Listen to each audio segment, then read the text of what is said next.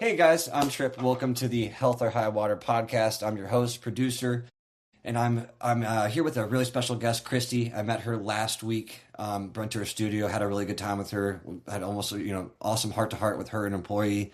Left a huge impact on me, wanting to bring her on the podcast. But first, I have to do this ad from our sponsors. If you guys are looking for a better way to individualize your programming and look to fine tune and understand what's going on, look at GenePlanet.com's genetic testing. They are top tier using whole genome sequencing. So as we learn more about genetics, they'll automatically update your profile for food, which doesn't happen usually with genetic testing.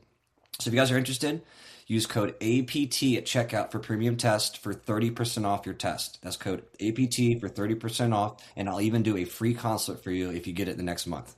So make sure you guys are looking out for that. Free consult by me. Get your genetic test done. It's only about $375. It's a lot cheaper than people expect it to be, thousands of dollars, but it's worth getting it done. You'll have to do it once. Christy, thank you so much for coming on this podcast. I'm happy to have you on. Thanks for having me. I'm excited. We had such an amazing heart to heart, on Saturday, just kind of a lot of parallels. We're both trying to fight these insurmountable, feels like diseases and illnesses going on that's rampant in the community that we're in. Just saw the light of God in you and all the things that you're doing. Just had to get in touch with you and see all the good that you're doing. So could you tell the audience, a little bit about who you are, what you do? Okay. So my name is Christy Gillenwater. I own Premier Fitness Studio and Wellness Center in Southport, North Carolina. I originally started getting into the fitness industry. Well, pretty much my entire life, I've been a workout person and sports and active, and anything I could do to be outside and moving is what I wanted. In 2010, I moved to Southport, North Carolina, and reconnected with my college sweetheart, and we got married. Couldn't find a place that I wanted to work out. There were a lot of senior exercise places, but nothing that wasn't in a chair, so to speak. So my husband challenged me to get my personal training certification and my group fitness certification. I did it, loved it, started getting some clients and doing some training, and then got introduced to a lady that had Parkinson's. And so then it was like, I need to know what to do with her. And so started doing all kinds of research about Parkinson's. Next thing I knew, I was working through International Fitness Professionals of America, getting my medical fitness certification, and started working with about 8 people that had Parkinson's. I ended up with a couple that had pretty severe strokes, and we were just getting some research out that immediately following stroke, the faster they get into a workout regimen, the faster their bodies will recover and get back what they had lost. So that aspect kind of turned everything for me, because originally it was, I want to get on the beach and I want to do a beach boot camp and I want to beat people up. And that has totally shifted gears to now my heart and soul is all about the working with people with Parkinson's, MS, stroke, fibromyalgia, any kind of medical thing. That's kind of my challenge. It's like everybody's different. Everybody comes with a different set of hurdles, so to speak. And that just keeps every client just interested and motivated. It keeps me going, keeps me learning. And it's just, as much as I hate the dreadful diseases, I feel really blessed that I get the opportunity to do what I do with them every day. That's incredible. And thank you for doing what you're doing, especially for those of you who are international listeners. We're both based in North Carolina, almost to South Carolina, pretty much. Like we're right in that Cape Fear area.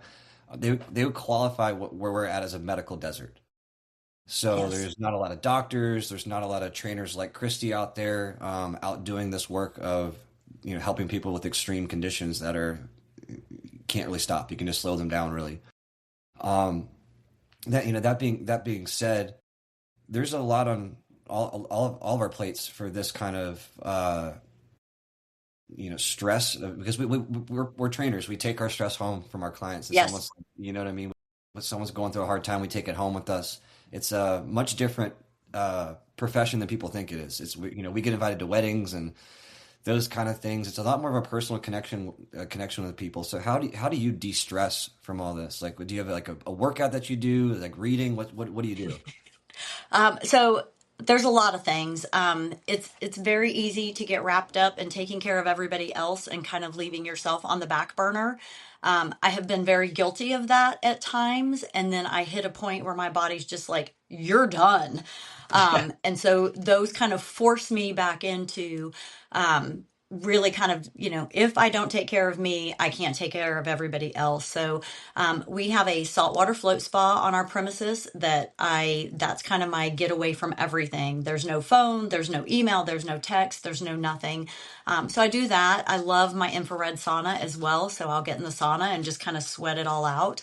And then my faith is kind of my go-to for the ultimate in just kind of dealing with it. And, it's taking that time, not just to pray for myself, my family, my loved ones, but also, every morning going to work, it's like, God, every client that comes through my door is going to be needing something different today, whether it is just to talk and share, whether it is a specific ache and pain, whether it is a specific concern. Give me what I need for that person and for each client that goes throughout the day. And it's just, sometimes it's amazing. Clients will walk in and it's like, I'm ready to go, Tripp. This is what we're doing today. And it's like, well, my stomach hurts, my shoulder hurts, and, I have a little bit of low back pain. And it's like, whoop, okay, regroup, here we go. And it's that part, I think, as hectic as it can be, I think I love it. It's like, all right, let's go. Let's change it. Now you're picking on me and my knowledge to flip that script and okay, we're changing gears. Let's go. Well, what's cool about it too is it's a constant puzzle, right? It is. We're constant puzzle, and a lot of professions, like you're doing the exact same thing every single day with the same people, and it gets monotonous. Our No, job doesn't do that ever. no, no. There's always something interesting going on, and I think it's cool that you distress yourself. The reason I ask that too is most successful people have the big three covered, right? My spiritual journey's covered. I take care of my mental health, and I take care of my body. It's the only way that we can ever succeed in what we're doing. And as entrepreneurs, a lot of people don't know about, the iceberg analogy is perfect because all the stuff we do on the top doesn't compare to everything we have to do in the back end. Right. And we have to have those de-stressors, those kind of things. And I really like what you said about having to take care of ourselves for others. Because I had a similar situation when my mom first had her stroke and dementia case. I ran myself in the ground in the hospital. It was like 150 pounds. Like I was like, this is ridiculous. What the heck am I doing here? I've got to take my stuff. I got to take my health seriously so others can too. And I think Correct. that's why God says we treat our body like a temple because no one's going to take us seriously if we're not taking care of ourselves. Correct. So my husband told me when I got started in this that the one thing I needed to always remember was my body is my billboard. So if I am taking care of myself and I am basically practicing what I preach, other people are going to see. And I think seeing what people do versus just hearing what they say makes a big difference. So, I tell my clients all the time, I love ice cream. I eat ice cream every single day. Now, I don't eat a half a gallon of ice cream, but that's kind of my thing. So I have, my little bit of ice cream. I have it at night and then that's it. But I don't want any client, I don't ever want to say you can't have this because the second you say you can't have that, Right. that's all you Yes. want. And so, I tell them if you want a chocolate chip cookie, go have a chocolate chip cookie. Just don't eat 12 of them. If Well, you and want that's ice cream, have you a scoop of ice cream. Just don't eat the whole half gallon. well, I think that's a huge thing too about individualizing programs. Not everyone can do that. They're just not. Listen, I'm an all or nothing kind of person with food or drinks or Yep. whatever it is, right? Everyone's Yep. got a thing that they love, and that's again the interesting part about each person is trying to figure out what's going on, what's going to work for Their them. puzzle piece. Yes. Figuring out their puzzle. Because not everyone's the same. Like I've never had the same client ever, Ever. right? Never. There's certain personality traits that you can find in certain people, but everyone's got, like you said, their own path and their own journey. So with your personal training studio, you got a lot going on. You got classes going on there too. I saw her floating the saltwater float tub. I'm going to do it sometime. If you guys in the Southport, Ocean Isle Beach, Cape Fear area, Definitely go check it out because it's dope. It's so cool. It is really awesome. So you got personal training classes going on, the recovery aspect going on. What are some things in the future that you are looking to accomplish with this? So maybe some of the classes. What's on your plate? It's the we started our nonprofit Brunswick County Wellness Center that basically focuses primarily on group fitness classes for people that have neurological. So we have, the boxing for Parkinson's, obviously. We have a HIIT class, which is a high intensity interval training that we do for the higher functioning Parkinson's group, where we're working cardio, strength, core, hand-eye coordination, but at a much faster pace. So we have some of those, but then we also have like some chair yoga. We have some seated exercise for the people who have more mobility issues. Those programs have kicked off and gone like so fast that I feel like I'm still kind of like, okay, hold tight, let me catch up so I can get this under control. But it's our Parkinson's classes have grown. When we started in 2020, I had 4 or 5 people that came to class. On Monday, we had 26 people in class, and if everybody showed up, we'd have 52 in a class. But That's awesome. fortunately, with this group of folks, they still are able to do a lot of traveling. So I have people coming and going all the time, which helps because if I had 52 people show up, it'd be total chaos. It's already chaos with 26, but it would be total chaos. But it's so fun, the camaraderie and those type of things that have developed. So kind of on our plate for 2026 is we want to implement another Boxing for Parkinson's class. So we're going to add in a third class for a week, but then also we're going to start developing a strength training for Parkinson's, really taking into account the unevenness of Parkinson's, where one side being affected always seems to be weaker or not as coordinated. So we want to really focus on making sure that we're training the affected side to make sure we are balanced instead of this offset. And I've had a ton of people. I already have like 26 people on the waiting list, 27 people on the waiting list ready to go. I really was thinking it would be a class of about 10. So I want to clone myself. Gotcha. You're preaching the choir here. If I had 2 or 3 of me, life would be so good. And then I look back. I think if there's 2 or 3 of me, I don't think the world can handle it. I don't. I No, just one's enough. my husband says that every day. Well, So, one big thing I want to kind of touch on that you're talking about is imbalance. One of the things that I'm really big in class is making sure that there's not compensation issues going on. Hey, listen, I'm walking my dog with my right hand the whole time, and my left side hurts. Why? It's like, well, your right side is getting stronger, your left side is getting weaker. Like there's a balance issue going on yes. muscularly, probably tendon, ligament, all these kind of things. What are some workouts that you program for your classmates, for your class participants, for your personal training? What are some things that you like to do? So we do I always call it like walking with grocery bags. So we have some little bags, and we'll do one side where maybe it's just like 5 pounds in the bag, and the other side has like 12 to 15 pounds. And they have to walk and kind of do like a zigzag obstacle course. So it's, you're getting groceries out of the car and you're walking into the house. Okay, well, great. Now you're going to swap bags. So now you have those weights on the other side. So you're having to work that.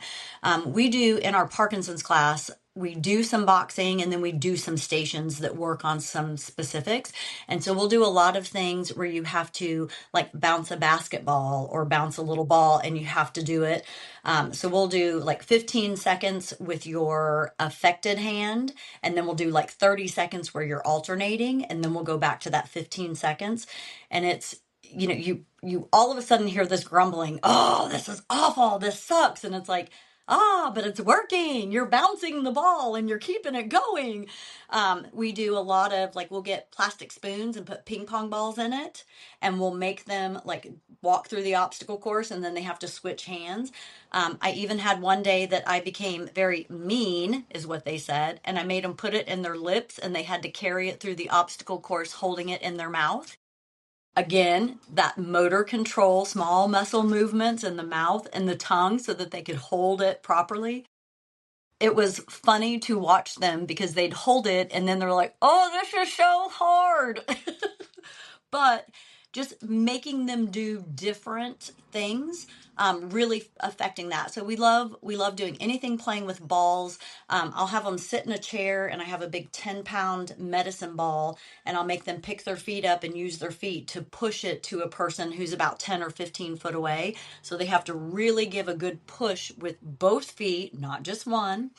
Um, and so that gives them, picking up the legs. It gives them lower ab movement. It helps them really think about using both feet instead of always picking on the non-affected foot. So it's just coming up with some different games. And I'm forever in the gym going, oh, we could try this. We could try that. So every week they say no two classes have ever been the same because I always throw something new at them.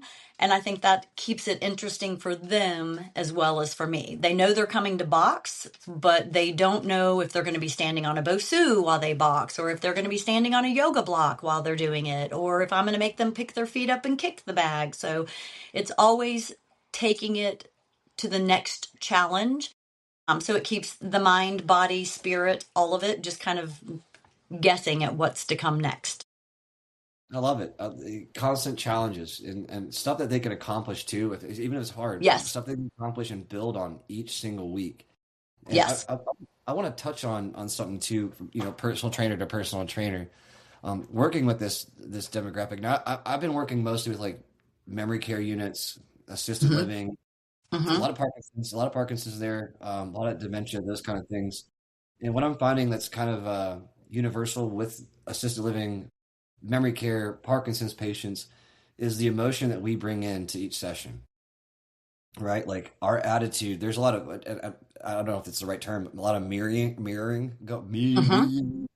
Yes. Uh, those kind of things going on. Are you finding that the same kind of thing, like an attitude that you're having is really important, and like the energy you have? The reason I ask is because there's some people probably listening to this that might want to get into what we're doing and help that way. So how do you yourself bring that energy every single day? Well, I think that's one of the things that I don't want to say fake it till you make it, but we all have hard days.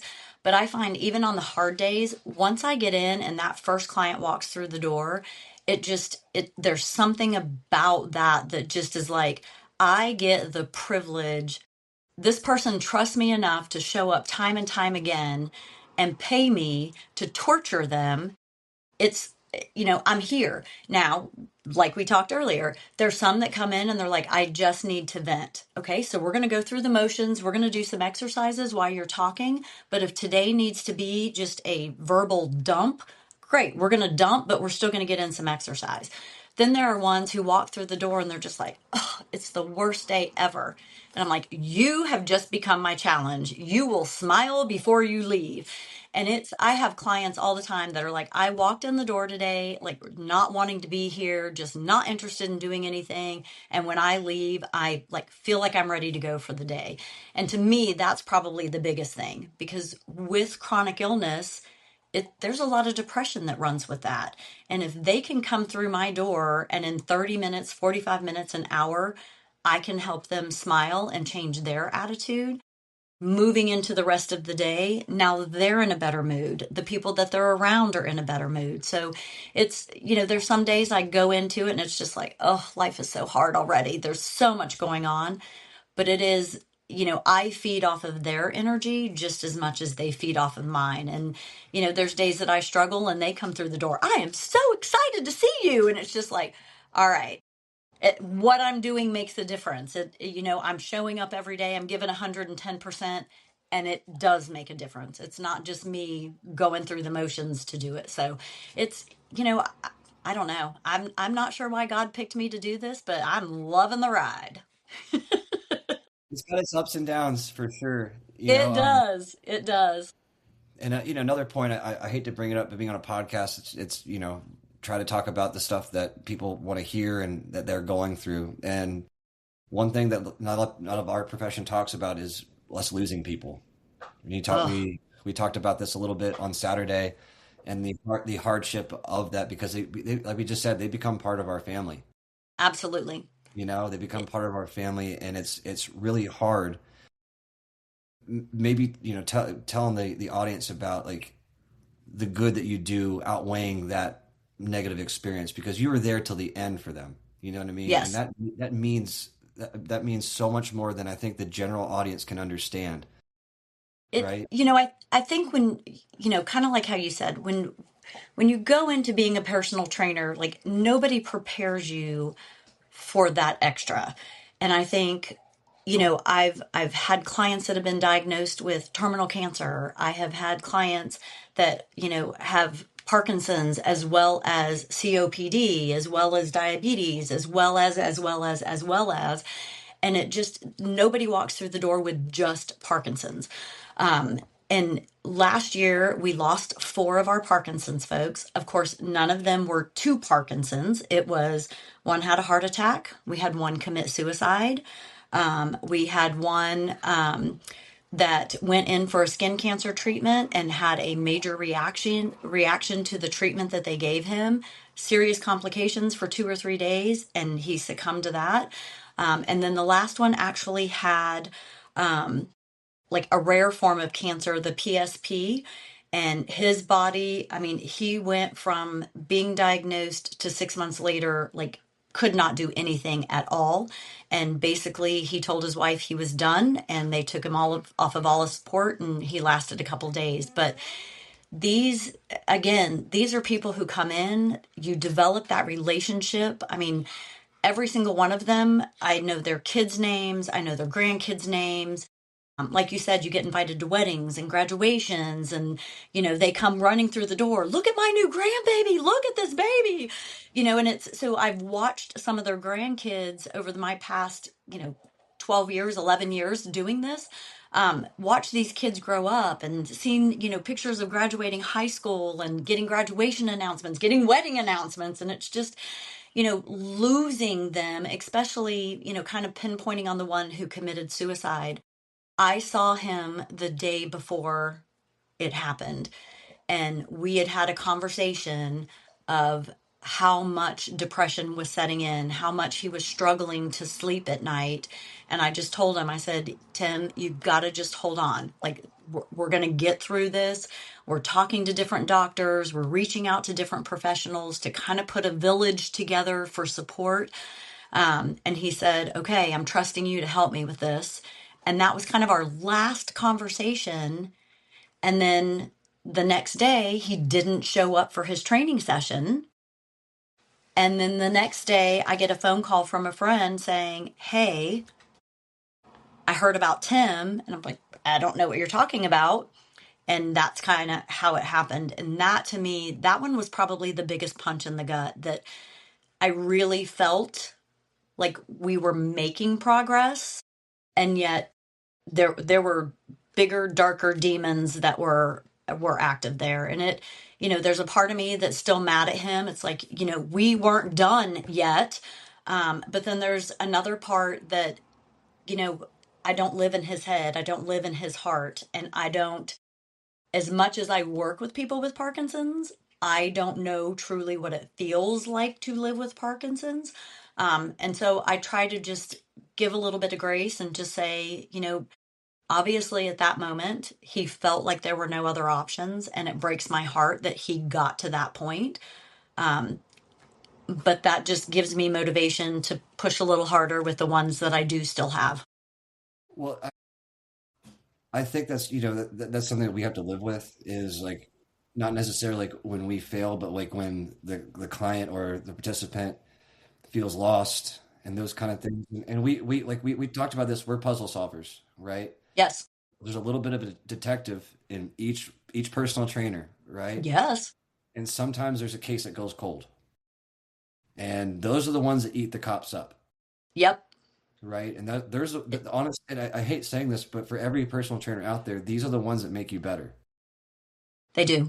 Do you know they push you to be better, to research more, to be there more for people, just a text here or there or whatever to Yes. take that to the next level. It does suck, but you have to go through a few of these get your feet under your ground and understand the job that you have. Right. And truly the difference that it makes. Because like my client That's Dave that had PSP, he would come through the door, and every time he walked through the door, he would say to me, I have been looking forward to this all week. I cannot wait to get here. And at first I'm like, I am your favorite part of the week. I torture you, but yet I make him do things to build his confidence and to keep him moving. And that's what he said. He's like, nobody else challenges me like you do. Okay, let's do it. And so that when he started progressing quickly, that one was tough for me because from week to week I could see substantial falling off, and every time he walked through the door it would just break my heart. But it's like, okay, what do we have to do today to keep him going another week? What do we have to do? And when they made the decision to put him in assisted living, that was pretty brutal. That was pretty brutal. I urge everyone listening to this to spend a half an hour, just a half an hour, in an assisted living community somewhere. Go talk to the people that are in there. If you one step It'll further, change go your to life. 100%, 100%. Go to a memory care unit for 15 minutes. Spend your time in both, and it will change your life forever to understand what could potentially happen to your body if you do not take care of it the right way. We've got to start thinking more preventatively, and that's why I love your programs. And what you're doing here is you're doing a lot of practical stuff that makes sense. Hey, I got to carry my groceries inside. I need to have balance to do so. I need use of my fingers. I need dexterity still, and as Parkinson's progresses, that gets way worse. So you're being proactive with these things, and I love what you're doing. Um, so how can people find you? What kind of events do you got going on here? This is where I let you do, plug yourself, plug the business, anything you got going on, let her rip. Okay, so Premier Fitness Studio and Wellness Center, we're located in Southport, North Carolina.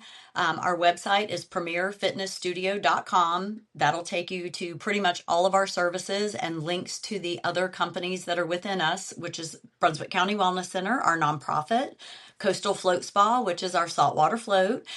We also have Mind and Spine Chiropractic. We have Beachbody Contouring and Wellness, and we have Mystic Touch Nail Salon, who also does taking care of a lot of our diabetics that for foot care. She's phenomenal. We have the whole center is just kind of focused on whole body, mind and spirit wellness, and just really a phenomenal group of people that just work together for wellness. We are doing in April on the 25th at Dutchman Creek Park in Southport. We're having our big Pause for the Cause. We do an obstacle course in the park utilizing a lot of the challenges, if you will, for Parkinson's, like things that we do. So we do the little spoon with the uh, ping pong ball and make them carry it through an obstacle course. We make them bounce balls where they're using every other hand. We have 1x6s that we use as like balance beams, and they have to walk like a zigzag course on the balance beams.